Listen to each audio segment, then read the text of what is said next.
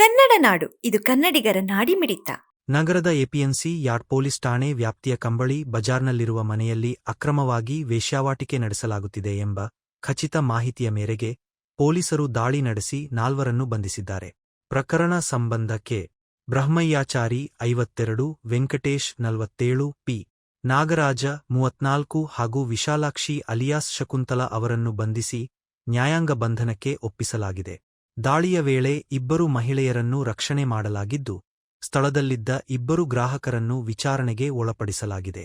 ಪ್ರಕರಣದ ಕುರಿತು ಹೆಚ್ಚಿನ ತನಿಖೆಯನ್ನು ಪೊಲೀಸರು ಮುಂದುವರಿಸಿದ್ದಾರೆ. ಈ ಸಂಬಂಧ ಎಪಿಎಂಸಿ ಯಾರ್ಡ್ ಪೊಲೀಸ್ ಠಾಣೆಯಲ್ಲಿ ಗುನ್ನೆ ಸಂಖ್ಯೆ 151 ಡಿವಿಷನ್ 2026 ದಾಖಲಿಸಲಾಗಿದೆ.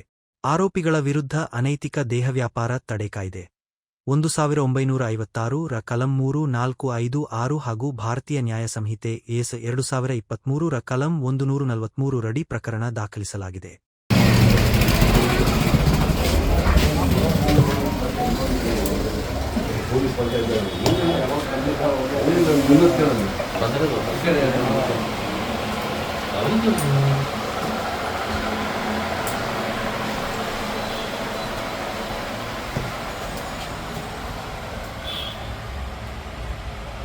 ಸಮಗ್ರ ಸುದ್ದಿಗಳಿಗಾಗಿ ತಪ್ಪದೆ ನೋಡಿ ಕನ್ನಡ ನಾಡು ವಾಹಿನಿ.